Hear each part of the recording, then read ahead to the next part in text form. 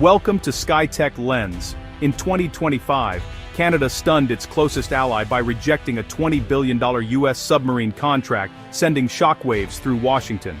The Trump administration had lobbied hard, but Canada's new government, led by Prime Minister Mark Carney, faced mounting pressure to assert national sovereignty. Instead of buying American, Canada launched its own $60 billion Canadian patrol submarine project, aiming to build up to 12 advanced submarines domestically. This decision was more than procurement. It was a bold pivot toward industrial self-reliance and a clear message. Ottawa, not Washington, would chart Canada's defense future. The move deepened existing tensions over trade and policy, forcing both nations to reconsider a partnership once thought unbreakable. For the U.S., it was a blow to its role as default defense supplier. For Canada, a high-stakes gamble on independence. The fallout from this saga will reshape U.S.-Canada relations, highlighting how even the strongest alliances can be tested by clashing interests. The submarine deal stands as a powerful case study in the evolving dynamics of North American defense. Canada's submarine fleet, 4 aging second-hand Victoria-class boats, has long been a source of embarrassment and strategic vulnerability. Plagued by breakdowns and costly repairs, these submarines are nearing the end of their service lives, often leaving Canada with just one operational vessel. Without a replacement, Canada risks losing its underwater capability entirely by the early 2030s, leaving its vast coastline exposed. The melting Arctic ice is opening new waterways, drawing interest from Russia and China, and making Arctic sovereignty a top priority. Only modern long-endurance submarines can patrol these waters and assert Canadian control beneath the ice. NATO allies are also pressuring Canada to modernize and meet defense spending targets. The new Canadian Patrol Submarine project is a direct response, an investment in national security, alliance credibility, and Arctic sovereignty. New submarines will allow Canada to track threats, protect sea lanes, and support NATO missions. The urgency is clear. Canada's security and international standing depend on a credible, modern submarine fleet.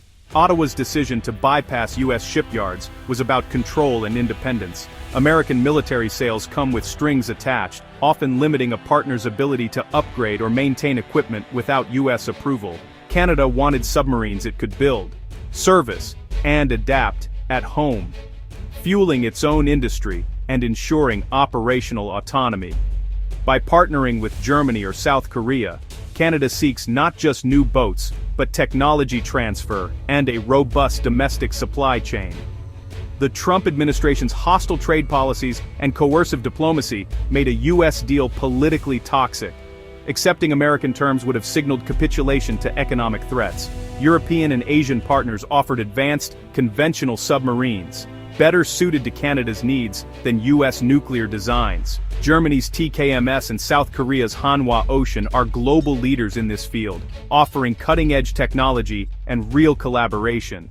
By looking beyond America, Canada gained leverage, options, and a fleet tailored to its unique requirements. President Trump's approach to the submarine deal was blunt. He saw it as a loyalty test, not a partnership. The U.S. lobbied hard, tying the contract to trade threats and defense cooperation, but ignored Canada's need for conventional, not nuclear, submarines. Trump's public outrage after Canada's rejection only fueled Canadian resolve, turning the decision into a rallying point for sovereignty. The White House's threats backfired, strengthening support for Prime Minister Carney's independent path. Instead of intimidating Canada, the backlash deepened the diplomatic rift and exposed the limits of coercive diplomacy. What began as a procurement dispute became a defining rupture in North American relations. The episode proved that even close allies will push back when their autonomy is at stake. The loss of the Canadian contract stung, but U.S. shipyards like General Dynamics and HII remained busy with domestic orders. The real impact hit smaller suppliers, firms that hoped for steady work and growth from a Canadian deal. Losing the contract meant lost jobs, thinner margins, and missed opportunities for American industry. Strategically, it was a setback. The U.S. lost a chance to lock Canada into its defense ecosystem and ensure long-term interoperability. Critics argue that Trump's hardline tactics pushed Canada away, costing American workers an influence. The episode is a lesson in global defense. Relationships matter as much as technology. Future success will require respect and collaboration, not just sales pitches. Even the world's top defense industry can't take its allies for granted. With the US out, Canada's submarine race is down to Germany's TKMS and South Korea's Hanwha Ocean. TKMS offers the Type 220CD, a proven NATO design with advanced hydrogen fuel cell propulsion, stealthy, long endurance, and already in use by European allies. Hanwha's KSS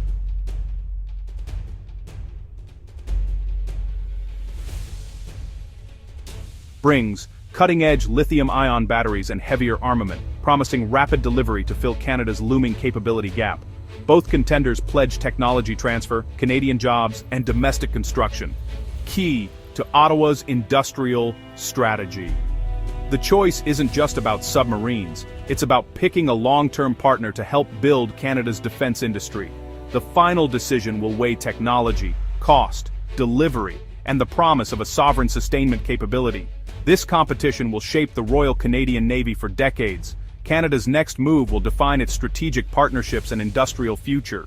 Canada's submarine choice is shaking up NATO's approach to interoperability. Traditionally, NATO pushed for standardization, often meaning American-made equipment for seamless joint operations. By choosing a German or South Korean design, Canada introduces new technology into North America, creating both challenges and opportunities. Diversifying suppliers reduces reliance on a single source, making the alliance more resilient to disruptions. If Canada selects the German Type 212CD, it could join a powerful northern submarine force with Germany and Norway, deepening cooperation in the Atlantic and Arctic. This regional specialization could complement US capabilities, offering NATO more flexibility. The move signals a shift of alliances are moving toward flexible, plug-and-play interoperability, not rigid uniformity. Open architecture and common standards will be key to future cooperation. Canada's decision reflects a world where middle powers seek both autonomy and alliance strength. Canada's rejection of the US submarine deal is a turning point in its defense and foreign policy.